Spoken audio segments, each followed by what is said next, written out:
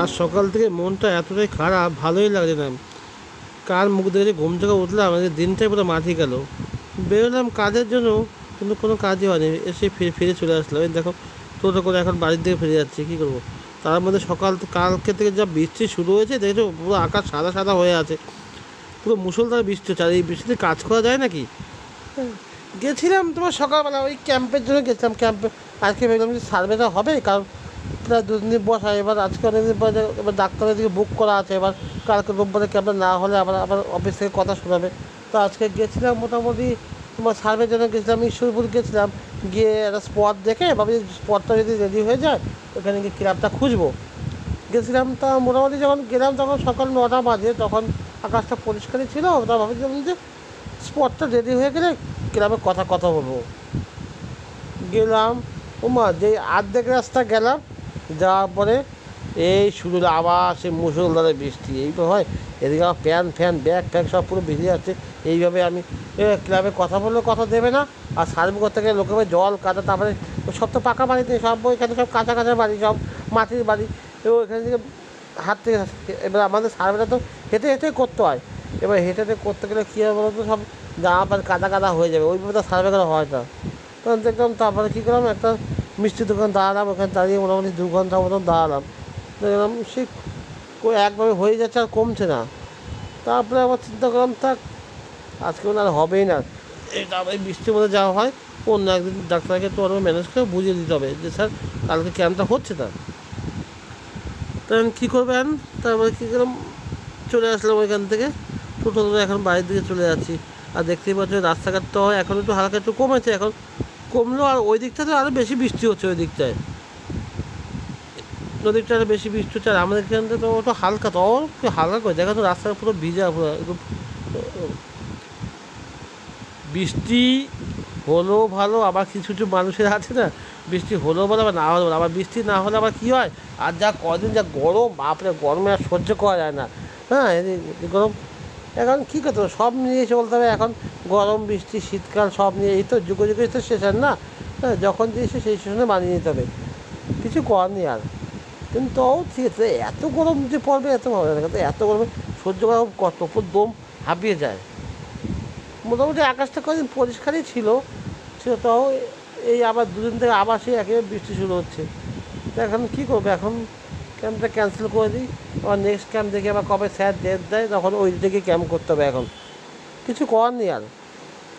তো এখন চলে যাচ্ছি মোটামুটি বাড়ির দিকে। আর গিয়ে এখন বাড়িতে যাব। এখনও অনেকটা, তো অর্ধেক রাস্তা চলে এসেছি, আর মোটামুটি আর 15 মিনিট গেলে আমি বাড়ি পৌঁছে যাবো। এখন যাচ্ছি, মোটামুটি যাই আগে বাড়িতে যাব। গিয়ে জামা প্যান্টগুলো ছাড়তে, পুরো প্যান্ট পুরো ভিজে গেছে, যা বৃষ্টি পড়ছিলো। এখন যাব, গিয়ে জামা প্যান্টগুলো শুকোতে দিয়ে তারপরে ফ্রেশ হয়ে গিয়ে অফিসে খাতা নিয়ে বসতে হবে। দেখতে হবে যে আর কবে কবে ডেট বুকিং আছে কেমন, কারণ করতে হবে। কারণ এই সপ্তাহে যেহেতু এটা ক্যান্সেল হয়ে গেল, আমাকে তো একটা দিতে হবে না। যাই হোক, এরপরে তো আবার যদি আবার যদি ক্যান্সেল করে ডাক্তার তো মানবে না, এবার সে তো রেগে যাবে না। তো এখন যাই মোটামুটি।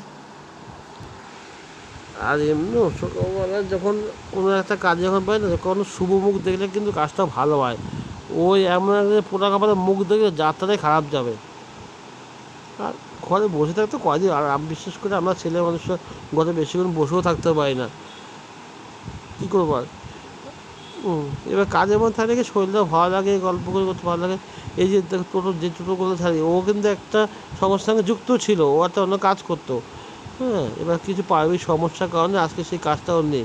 এখন বর্তমানে ও টোটো চালিয়ে, একটা লোন ফোন নিয়ে টোটো কিনেছে, টোটো নিয়ে এখন ও জীবিকা করে। যাই হোক, পুলিশ চাকরি তো করছে না, ও তো কাজ করে খেটে ইনকাম করছে, এটাই মেন কথা।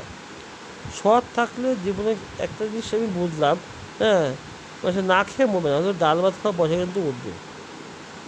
যাই হোক, আমি একটু অন্য প্রসঙ্গে চলে আসলাম যে কথায়। এখন যাবো প্রায়,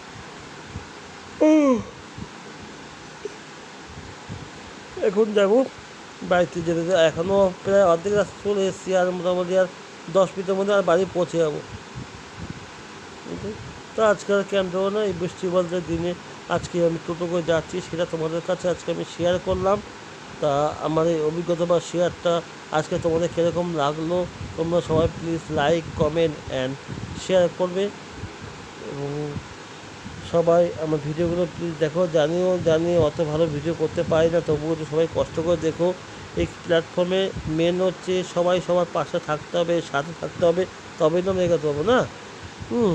আমিও আছি, তোমরাও থাকো সবসময়। তোমাদের ভালোবাসা বুক ভরা সে আমরা সবাই টুকটুক করে আমরা আজকে ওয়াই থেকে টিকে আছি এবং আগামী দিনে আরও থাকতে চাই। সবাই পাশে থাকো, সাথে থাকো বলে ভিডিওটা আমি আর বড় করব না, এখানে শেষ করব, কারণ বাড়িতে রাস্তা পেরে চলে এসেছি, তা এখানে অফ করতে হবে। সবাই খুব ভালো থাকো, সুস্থ থাকো এবং ভালো ভালো ভিডিও তৈরি করো, সবাই কাজ করো মন দিয়ে, নো ঝগড়া, নো অশান্তি, সবাই মিলেমিশে কাজ করো, এটুকুনি বলার। তা আজকের মতো ভিডিওটা এখানে শেষ করছি। সবাই খুব ভালো থাকো, সুস্থ থাকো, আবার দেখা হচ্ছে পরবর্তী কোনো ব্লগে। ততক্ষণের জন্য টাটা নিয়ে এখানে শেষ করছি। Tata my friend, love you my friends, thank you for watching.